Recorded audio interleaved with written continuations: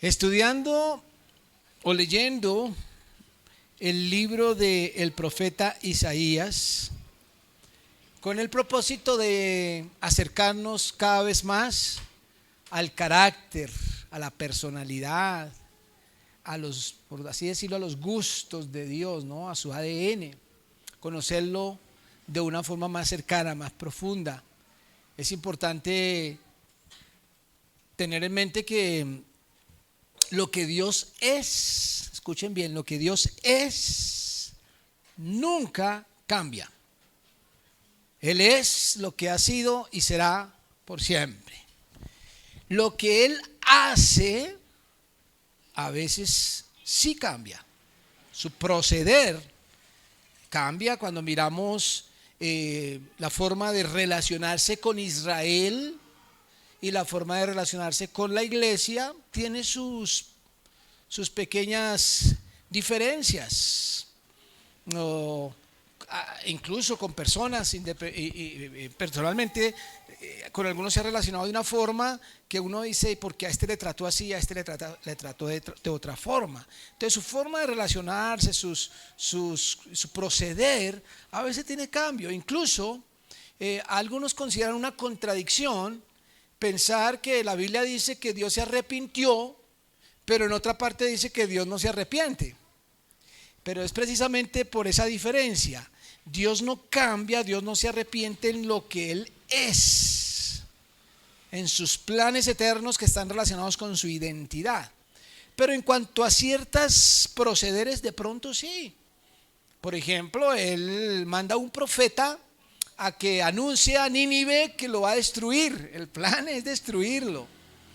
Y cuando el profeta, después de, ustedes saben que fue Jonás, y después de su experiencia traumática en la panza de un pez, va y da entrega el anuncio, Nínive se arrepienta y proclama ayuno de arrepentimiento. Y entonces Dios no los destruye. Entonces ahí vemos un cambio de parecer, pero nunca cambia lo que es. De tal forma que al mirar cualquier profecía o escrito del Antiguo Testamento, podemos encontrar algunas cositas que difieren del Nuevo, pero encontramos al mismo Dios, su mismo carácter, sus mismos, por así decirlo, gustos. La invitación es a que identifiquemos eso, más de las particularidades y cosas diferentes, que podamos identificar cómo es Dios.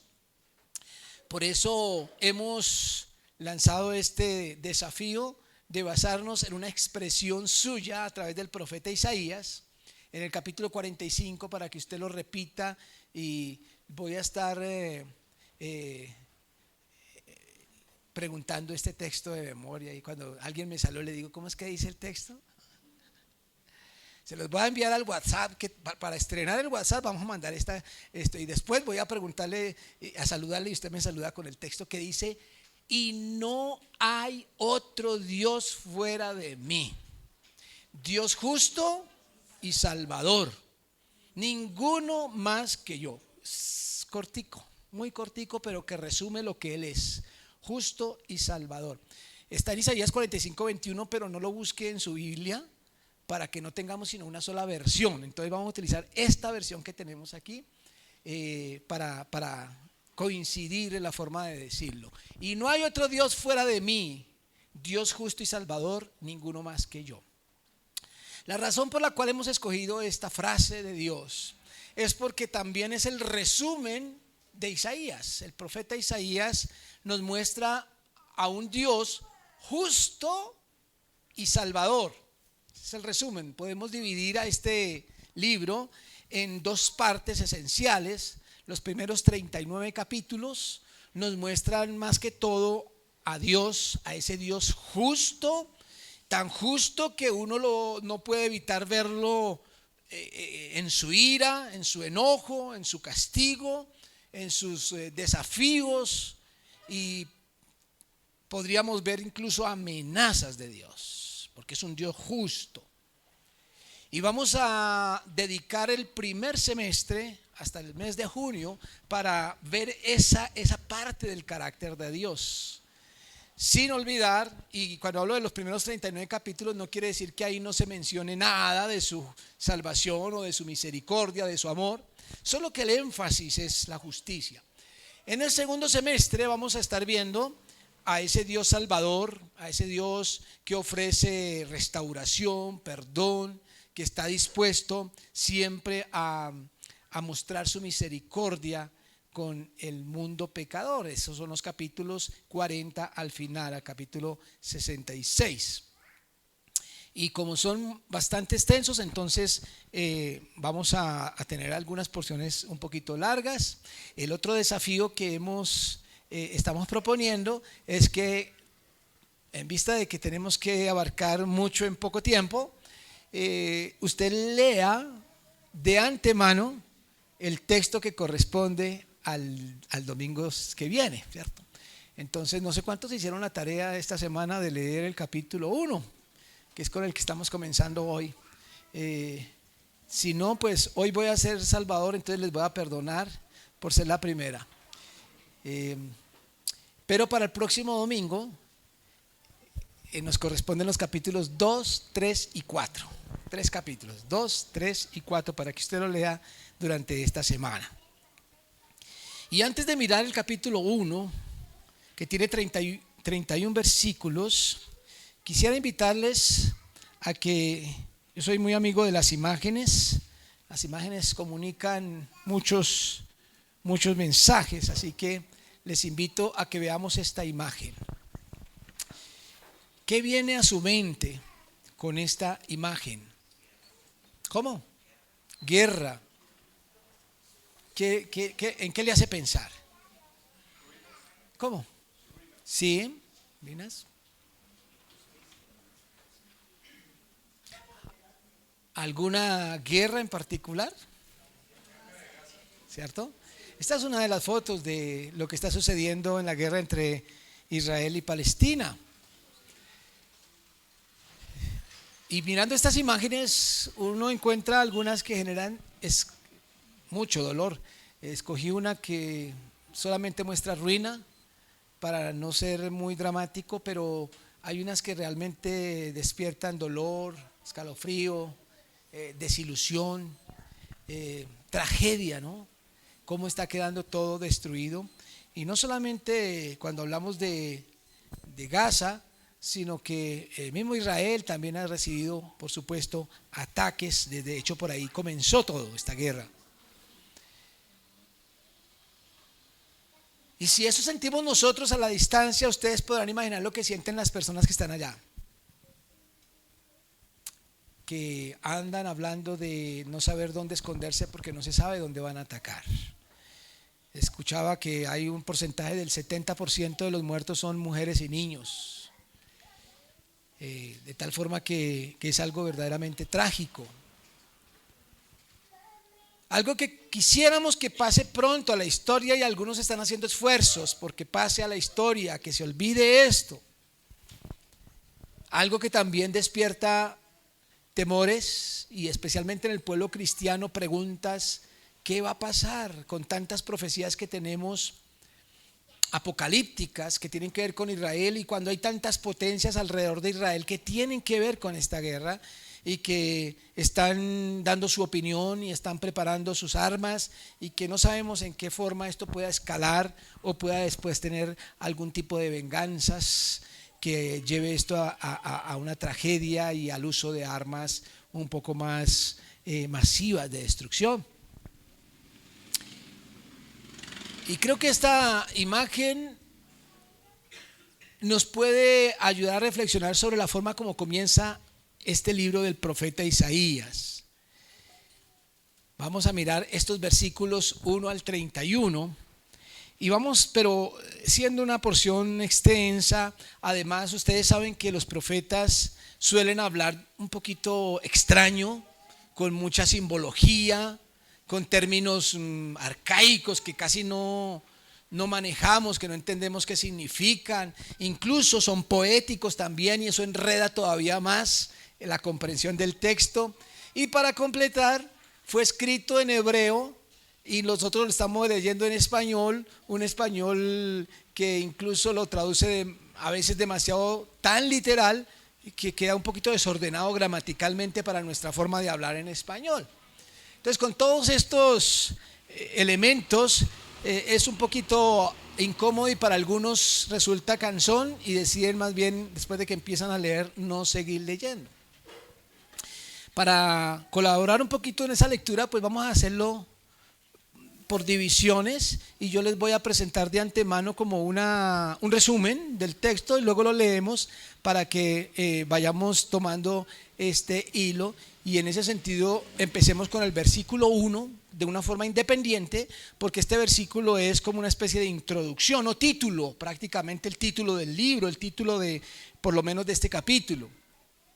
Ese versículo dice: visión de Isaías, hijo de Amós, la cual vio acerca de Judá y Jerusalén en días de Usías, Jotam, Acaz y Ezequías, reyes de Judá. Es el título.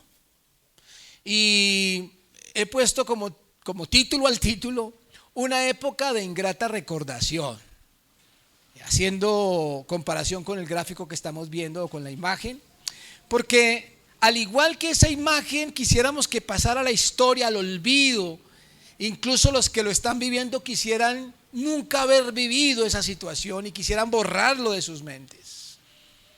Lo que estaba viviendo el pueblo de Israel en la época en que escribió Isaías o en que pronunció su profecía, también era una época de ingrata recordación. Cuando usted mira lo que dice el versículo 1, pues no dice mucho, es un dato histórico simplemente de la época. Estamos hablando del siglo VIII antes de Cristo.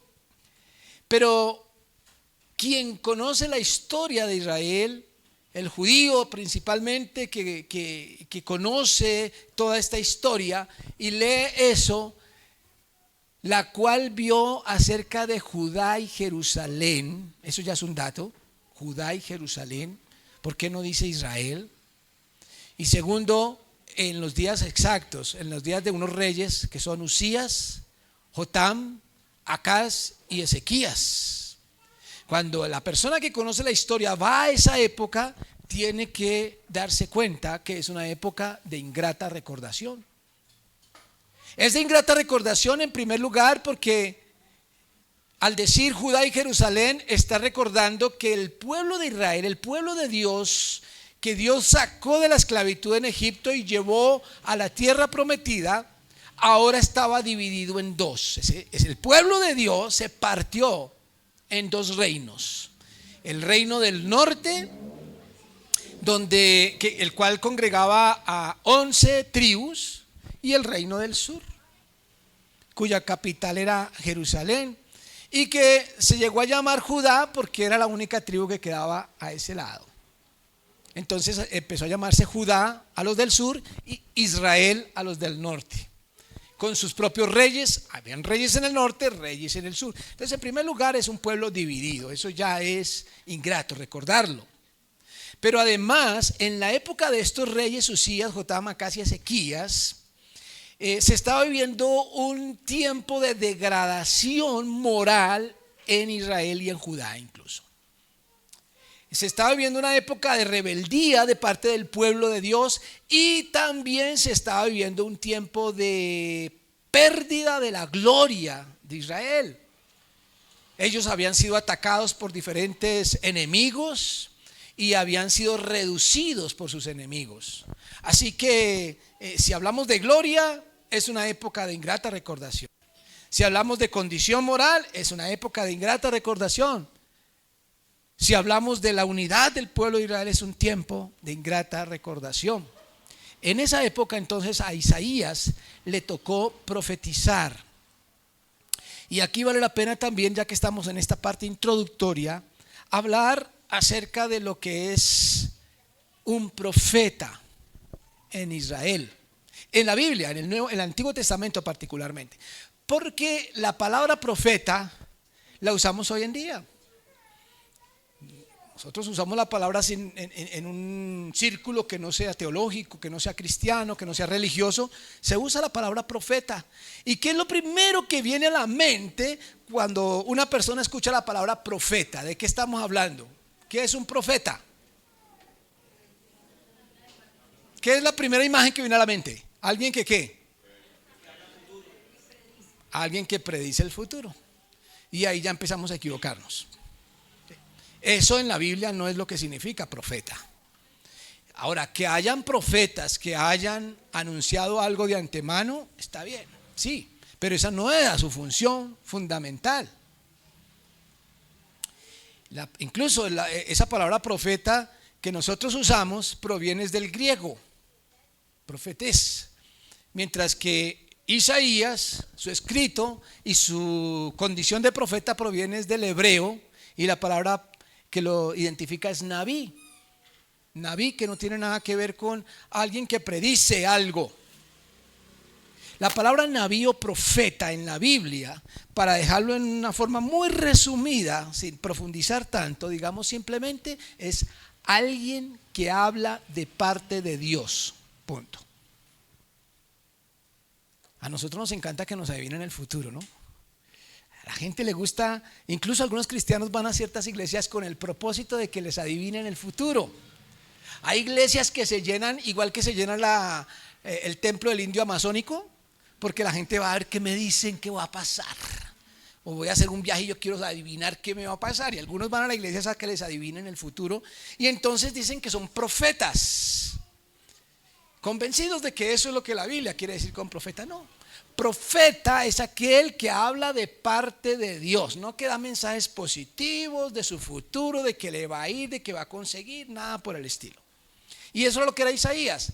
Por eso es interesante que en esta visión, cuando arranca, no está diciendo que la visión que tuvo Isaías era sobre el futuro. No, lo que él va a profetizar acá, lo que va a decir, lo va a decir de parte de Dios de algo que estaba pasando en ese mismo instante. Miren ustedes, por ejemplo, lo que menciona en los primeros 2 versículos. Y lo vamos a ir, repito, identificando con un título que nos permita resumir el contenido de cada una de estas porciones. Versículos 2 al 4 lo resumimos diciendo que es un problema fundamental del pueblo de Dios. ¿Okay?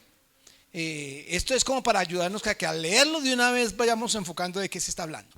El problema fundamental del pueblo de Dios. Miren lo que dice versículos 2 al 4. Oíd cielos y escucha tú tierra, porque habla Jehová. Así comienza. Noten que está hablando de parte de Dios. Es Isaías el que habla, pero dice habla Jehová. Es decir, que lo que él va a revelar es palabra de Dios. ¿Y qué es lo que dice? Entonces a partir de ahí se escucha la voz de Dios a través del profeta Isaías. Crié hijos y los engrandecí, y ellos se rebelaron contra mí. El buey conoce a su dueño, y el asno conoce el pesebre de su señor.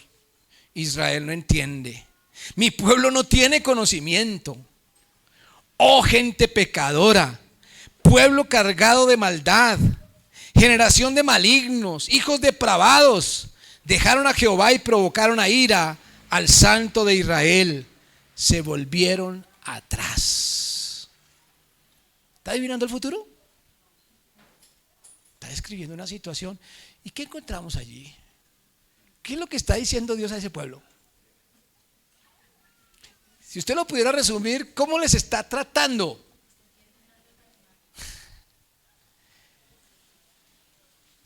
Entienden más los asnos que ustedes. Hasta los animales saben quién es su Señor. Y ustedes no. Y dice Dios, yo los crié, yo los engrandecí y no me conocen. A manera de paréntesis, papás y mamás que están aquí, a veces los hijos toman decisiones contrarias a lo que usted les enseñó o al ejemplo que usted les dio. Y de pronto un papá, una mamá se da golpes de pecho y dice, ¿yo qué fue? ¿Por qué me equivoqué? ¿Qué hice mal? No, no, no. A Dios también le hicieron lo mismo. Los crió y ellos se volvieron atrás. ¿Cuál es el problema fundamental del pueblo de Dios? Enfaticemos este versículo, digamos, que encontramos aquí, donde resume o deja de una manera enfática la queja de Dios. Está fallando. Dice el versículo 4: oh gente pecadora, pueblo cargado de maldad, generación de malignos, hijos depravados. Y noten estos dos renglones: dejaron a Jehová, provocaron a ira al Santo de Israel, se volvieron atrás. ¿Qué representa dejaron y se volvieron? Bueno, algunos teológicamente lo llaman así, ¿cierto? Apostasía. Pero más comúnmente, más popularmente, ¿cuál sería la? ¿Cómo? Okay. Se desviaron, se descarriaron. Siguen usando ustedes términos teológicos. La palabra clave aquí es infieles, infidelidad. Dios no está hablando aquí, no está tratando o comparando con burros o con asnos o con bueyes al mundo pecador. Está tratando así a los hijos suyos, al pueblo de Dios, que habiéndole conocido, habiendo sido criados por él, se volvieron atrás. Ese es el gran problema. Es el gran problema fundamental del pueblo de Dios: infidelidad. Luego en los versículos 5 al 9, el profeta, o Dios a través del profeta, muestra cuáles son las consecuencias de esa infidelidad. Les va a echar en cara lo que está sucediendo a raíz de esa infidelidad del pueblo. ¿Qué dicen estos versículos 5 al 9? ¿Por qué querréis ser castigados aún? ¿Todavía os rebelaréis? Toda cabeza está enferma, todo corazón doliente. Desde la planta del pie hasta la cabeza no hay en él cosa sana, sino herida, hinchazón y podrida llaga. No están curadas ni vendadas ni suavizadas con aceite. Vuestra tierra está destruida, vuestras ciudades puestas a fuego, vuestra tierra delante de vosotros comida por extranjeros y asolada como asolamiento de extraños. Y queda la hija de Sión como enramada en viña y como cabaña en melonar, como ciudad asolada.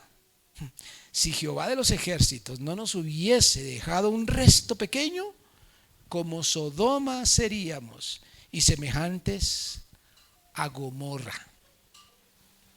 ¿Cómo está Israel? ¿Cómo está Judá? ¿Cómo está Jerusalén? ¿Cómo está el pueblo de Dios según esta descripción? Enfermos hasta los tuétanos, destruidos, desolados, arruinados completamente.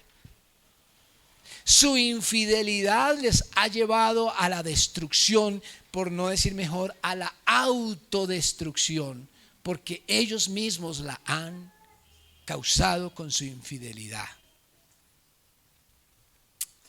Dice, para enfatizar, el versículo 7 y el versículo 9: vuestra tierra está destruida, vuestras ciudades puestas a fuego, vuestra tierra delante de vosotros comida por extranjeros y asolada como asolamiento de extraños. Noten a lo que nos referíamos con una época de ingrata recordación. Miren cómo está Israel, Judá. Y termina el versículo 9 diciendo: si no fuera porque Jehová nos ha dejado un resto pequeño, es decir, hay allá adentro un pequeño tronco, como veíamos hace 8 días, una pequeña semilla todavía, habían sido destruidos del todo como Sodoma y Gomorra. ¿Qué los diferencia entonces de Sodoma y Gomorra? Que hay allá un vástago, un, un renuevo, ¿no? Hace 8 días estábamos hablando precisamente de 2 imágenes, las montañas hermosas de la creación, que muestran la naturaleza de Dios, la creación de Dios y la gloria de Dios. Y luego vimos esas montañas destruidas por el fuego, por los incendios forestales, haciendo una comparación entre la gloria de Dios que Él quiere para nosotros, pero también lo que han causado nuestras manos. Y vimos esa gran diferencia, esas 2 fotos ustedes recordarán. Pero cuando salimos de aquí, al terminar, encendí la televisión para ver el noticiero y lo primero que veo, a pesar, habían pasado 8 días de los incendios y pasaron unas montañas llenas de estos frailejones totalmente calcinados, totalmente consumidos, pero en el centro, en la parte de arriba, ya les había brotado unas flores amarillas. Del centro, en el centro de esos frailejones había vida todavía, lo que daba esperanza a ese terreno. Veíamos allí esa semilla que quedaba como esperanza para estas montañas llenas de frailejones. Y algo así es lo que describe esta porción del versículo 9 cuando dice que algo pequeño quedó, o si no estarían absolutamente arruinados, como Sodoma y Gomorra. Esas son las consecuencias de la infidelidad, pero aquí al mismo tiempo vemos que en medio de tanta infidelidad de Israel, vemos siempre que hay algo que queda pequeño, que permanece fiel. En los siguientes versículos, del 10 al 15, nos encontramos con que Dios rechaza la religiosidad hipócrita. Es decir, estos versículos nos van a mostrar cómo Dios está en contra, desprecia, rechaza la religiosidad hipócrita, que es parte de lo que está viviendo este pueblo. Dice así: príncipes de Sodoma, oíd la palabra de Jehová, escuchad la ley de nuestro Dios, pueblo de Gomorra. La primera pregunta es, un momentico, ¿no estaba hablando era con Judá? El versículo 1 no dice que la profecía era para Judá e Israel. ¿Qué pasa con Sodoma y Gomorra aquí? Bueno, en el versículo anterior el profeta ya ha comparado la situación de Judá con Sodoma y Gomorra.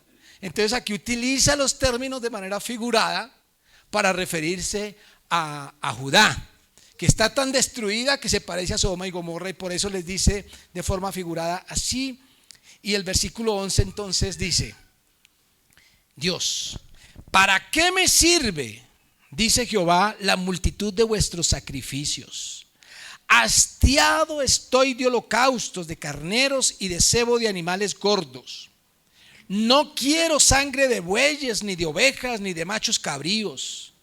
¿Quién demanda esto de vuestras manos cuando venís a presentaros delante de mí para hollar mis atrios? No me traigáis más vana ofrenda. El incienso me es abominación. Luna nueva y día de reposo. El convocar asambleas no lo puedo sufrir. Son iniquidad vuestras fiestas solemnes, vuestras lunas nuevas, vuestras fiestas solemnes. Las tiene aborrecidas mi alma. Me son gravosas. Cansado estoy de soportarlas. Cuando extendáis vuestras manos, yo esconderé de vosotros mis ojos. Asimismo, cuando multipliquéis la oración, yo no oiré. Llenas están de sangre vuestras manos. ¿Qué estaba haciendo el pueblo de Dios? Según el reclamo de Dios, ¿qué hacían? Que nunca habían abandonado en medio de su infidelidad su religión. Imagínense ustedes uno diciéndole a un israelita en esa época que porque son tan infieles, ¿qué contestarían? No, nosotros celebramos, nosotros sacrificamos, nosotros vamos, nosotros nos congregamos, y empezarían a relatar todos los rituales que cumplían. Eso es lo que Dios está diciendo. Es decir, que ellos en su infidelidad jamás abandonaron su religión. Pero ¿qué dice Dios de esa religión? No me traigáis más vana ofrenda. Ese incienso me es abominación. Abominación significa asqueroso. Luna nueva, días de reposo, convocar asambleas, reunirse, congregarse, no lo puedo sufrir, son iniquidad. Vuestras fiestas solemnes. Y termina diciendo: cuando extendáis vuestras manos, yo esconderé de vosotros mis ojos. Cuando multipliquéis la oración, cuando convoquemos a oración y ayuno, dice Dios, yo no oiré. Y termina con una razón: llenas están de sangre vuestras manos. El pueblo de Dios, mientras practicaba su religiosidad, estaban sus manos llenas de sangre. Sangre como la que se está derramando en Gaza. Manos llenas de sangre. Y entonces Dios dice: esa religión no me sirve para nada, la aborrezco. Dios rechaza la religiosidad hipócrita. Afortunadamente está hablando es de Israel. Y vale la pena enfatizarlo, pero recuerden una cosa: no estamos tanto viendo lo que pasa, sino lo que es Dios. Y esta expresión nos deja ver lo que Dios es, independientemente de lo que haga, lo que perdone, lo que soporte, su paciencia. Nos deja ver que Dios rechaza la religiosidad cuando no va acompañada de actos de justicia, cuando es hipócrita. Versículos 16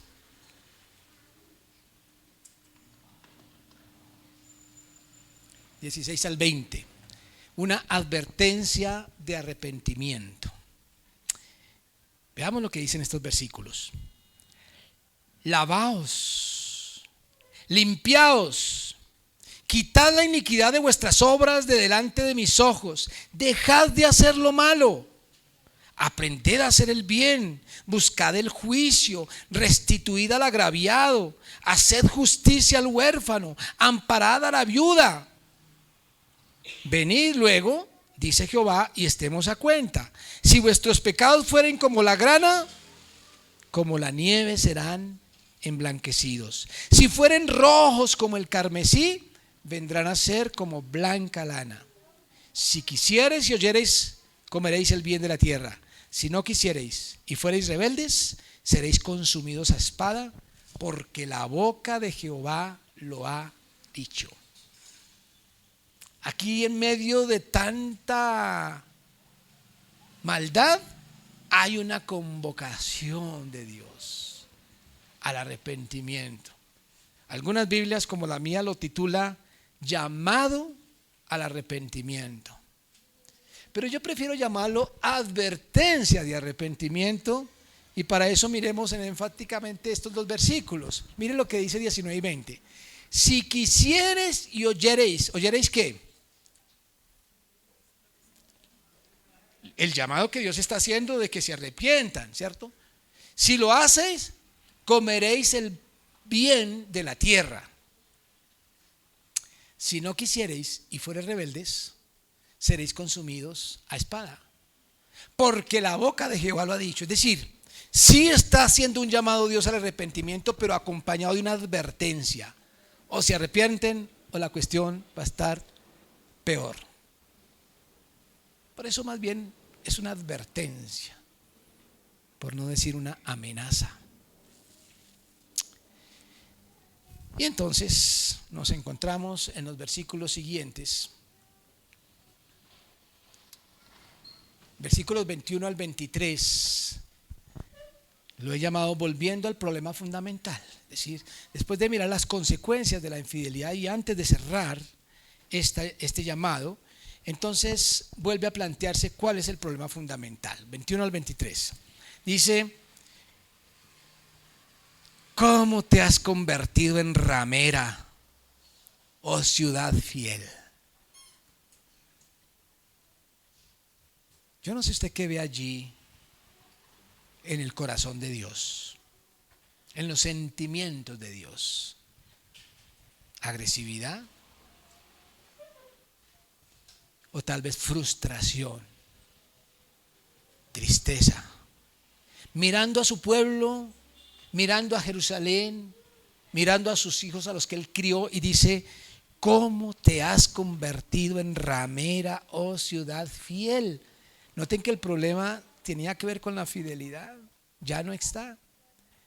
Y dice: llena estuvo de justicia, en ella habitó la equidad, pero ahora los homicidas. Tu plata se ha convertido en escorias, tu vino está mezclado con agua, tus príncipes, prevaricadores y compañeros de ladrones. Todos aman el soborno y van tras la recompensa. No hacen justicia al huérfano, ni llega a ellos la causa de la viuda. Otra vez se está describiendo la infidelidad, por eso volvemos al problema fundamental, pero da unos datos más que tiene que ver con la injusticia por parte de los príncipes, es decir, de los gobernantes. Y describe unas conductas que cuando las leemos uno dice: esto está más cercano de lo que parece, ¿no? No parece que estuviera describiendo a Israel, parece que estuviera describiendo algo un poco más cercano. Prevaricadores, esos gobernantes, amigos de, ¿qué dice? De ladrones. Pensé que decía de narcotraficantes, no, de ladrones, amigos de ladrones, que no le hacen justicia al huérfano, a la viuda, ¿no? Entonces eso es lo que lleva a Dios a decir: ¿cómo te has convertido en una ramera, oh ciudad fiel? Es una expresión fuerte, pero que describe el problema fundamental una vez más. Un pueblo de Dios apartado de la justicia y entregado a la injusticia y al pecado en general. Entonces, una vez recordando, volviendo al punto, como retomando el tema, concluye los versículos 24 al 31 con algo que podemos llamar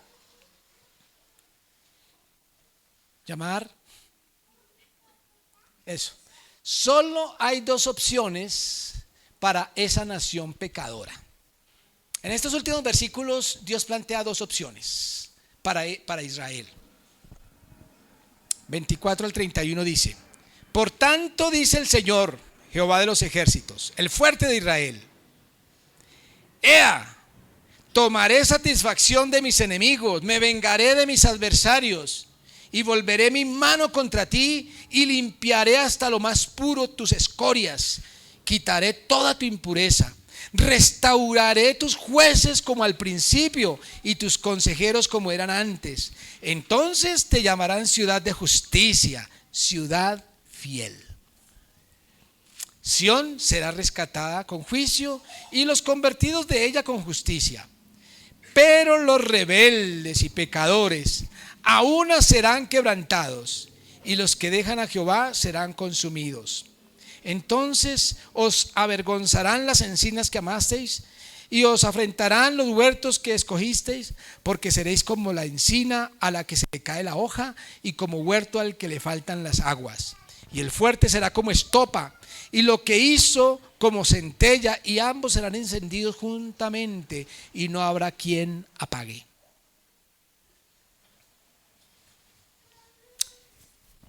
Dos caminos planteados para este pueblo.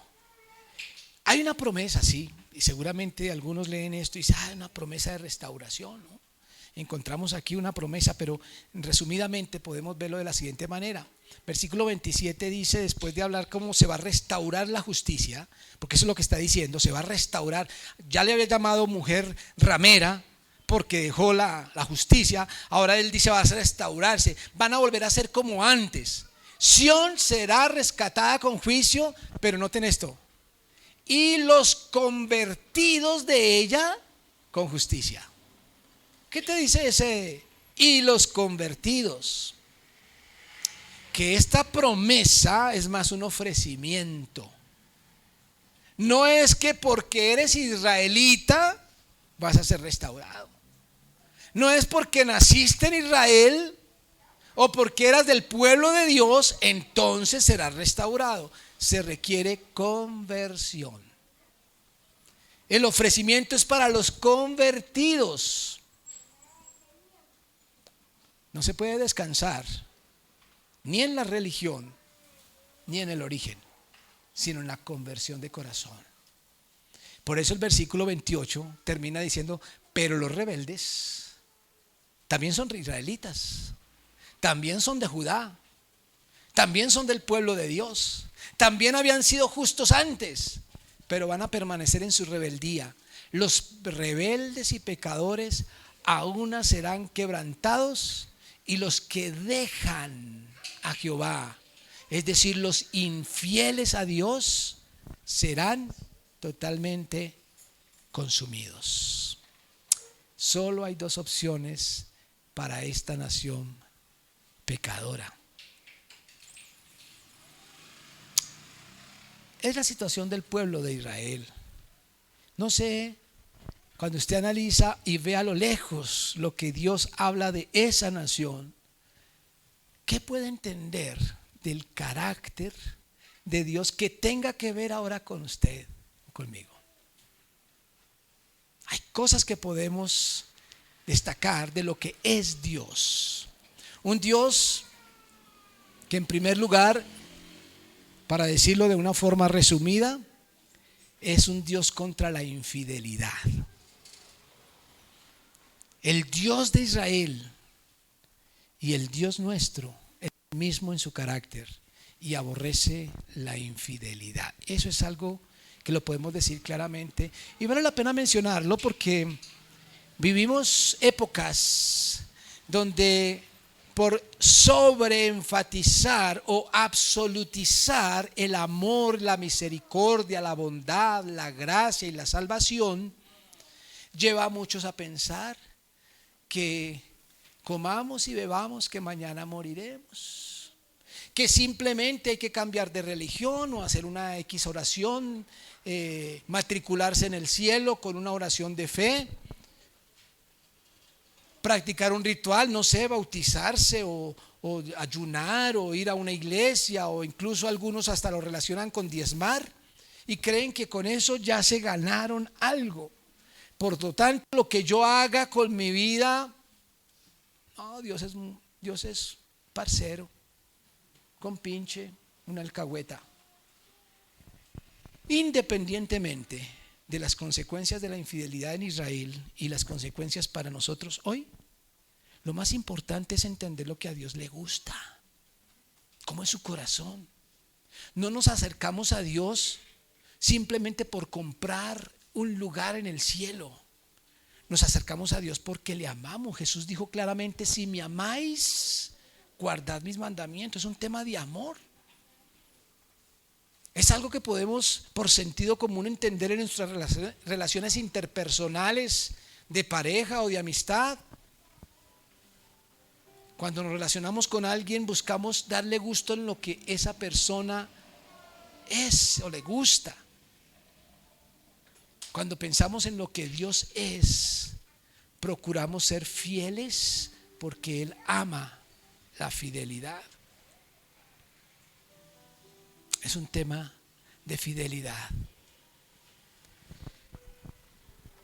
Cuando Nicodemo se acercó a Jesús adulándolo, Jesús le dice: es necesario nacer de nuevo. Un nacimiento de nuevo tiene que ver con un estilo de vida nuevo, un cambio, un giro en la vida. Y la fidelidad tiene que ver precisamente con eso. Por eso no es un tema solamente religioso.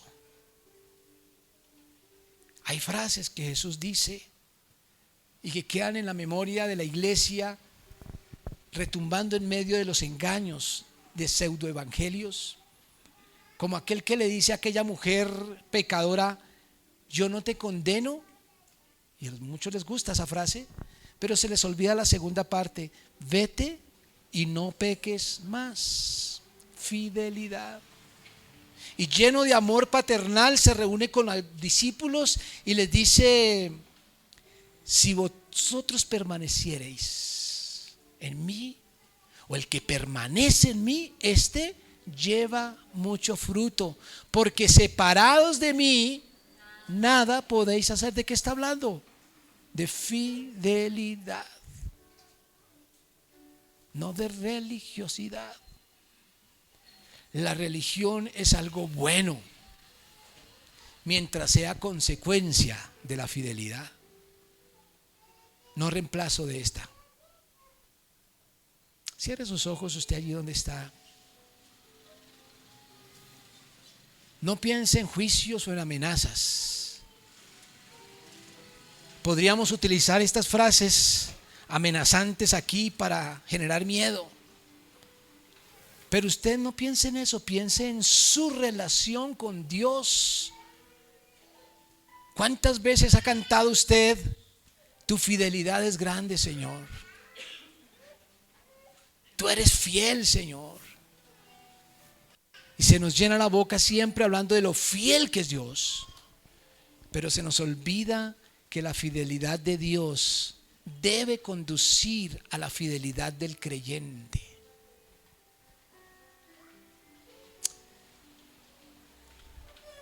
Isaías, un nabí, un profeta, encarnaba la voz de Dios. Hoy, la Biblia es la palabra de Dios y te está hablando a ti directamente. Tú que estás conociendo el carácter y los gustos de Dios, ¿qué le dirías esta mañana a Él? ¿Cómo te presentarías delante de Él?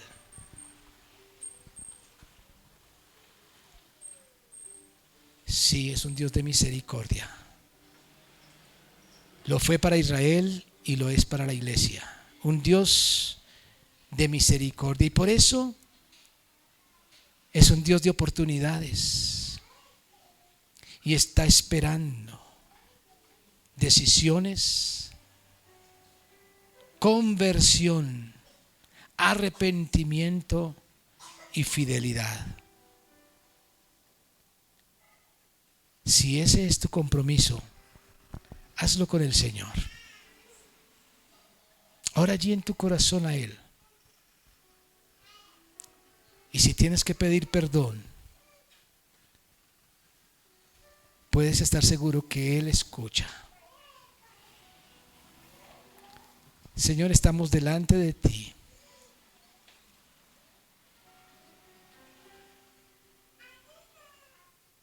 Con la conciencia clara en que ninguno de nosotros puede sentirse absolutamente limpio, en que seguramente ninguno de nosotros podrá levantar su frente delante de tu presencia para mirarte cara a cara y decir: yo he sido fiel. De algo siempre tenemos que avergonzarnos. Y si tú nos recibes en tus brazos y en tu presencia, no es porque merezcamos. Pero Señor, no queremos apoyarnos solamente en esa bondad y en esa gracia. Queremos corresponder a tu amor, haciendo justicia, haciendo el bien, viviendo vidas que muestran que somos hijos de Dios. Ayúdanos, Señor, que la presencia de tu Espíritu Santo en nuestras vidas nos dé el poder para obedecer, que es en lo que más necesitamos aplicar ese poder. Te lo rogamos en el nombre de Jesús. Amén. Amén. Dios les bendiga Y les esperamos el miércoles a las 7 de la noche para seguir nuestra lectura bíblica comunitaria Oikodomé. Dios les bendiga a todos.